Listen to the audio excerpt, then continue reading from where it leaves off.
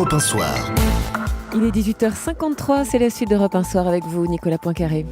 Et avec la gueule de l'emploi de David Abiker. Bonsoir David. Salut à vous Nicolas, ambiance. Ah oui, on est au Stade de France où l'ambiance sera chaude, mais un petit peu plus tard. Pour l'instant, le stade est encore complètement vide. En tout cas, on est mercredi, David, jour de sortie des films en salle, et vous nous parlez du festival Filmer le Travail. Et oui, le boulot a son festival de cinéma, Nicolas, à Poitiers. C'est la 4e édition dans 2 jours. Alors l'idée, c'est de présenter des films qui montrent le travail aujourd'hui. Alors vu le contexte économique, c'est évidemment pas le festival du film comique, c'est même tout le contraire. Je vous donne le titre de quelques films projetés au festival Filmer le Travail, c'est édifiant.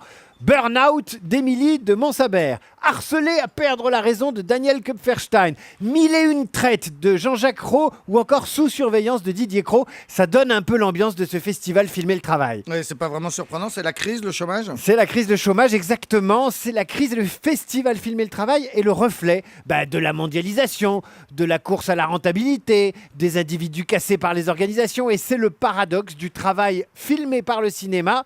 Comme dans la vie, le travail devrait nous faire du bien, mais non, parfois il nous fait du mal. Il y a quelques semaines, figurez-vous, les DRH se sont demandé pourquoi on leur faisait jouer le mauvais rôle au cinéma à l'occasion d'un colloque à Paris monté par le groupe d'étudiants IGS. Eh bien, le DRH au cinéma, c'est le méchant, c'est le porte-flingue, c'est le complice de la direction et il n'est pas là pour être gentil. Ça veut dire, David, qu'on ne peut pas faire des films optimistes sur le travail ? C'est assez difficile en fait. À part, par exemple, le tout premier film des Frères Lumière qui montrait la sortie des usines à Lyon, depuis les temps modernes de Chaplin, le cinéma n'est clairement pas là pour raconter que ça va bien dans les usines.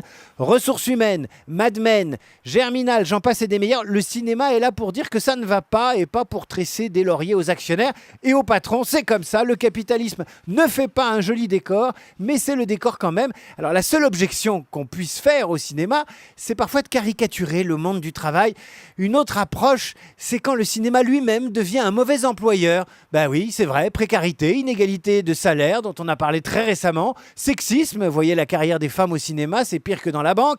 Le cinéma lui-même n'est pas nécessairement un employeur modèle, mais ça c'est un autre débat. Retenez surtout Nicolas qu'à Poitiers, du 8 au 17 février prochain, il y a la 4e édition du festival Filmer le Travail et c'est une belle occasion d'arrêter de bosser. D'accord, on retient ça. Merci David Abiker, le meilleur de Nicolas Canteloup maintenant.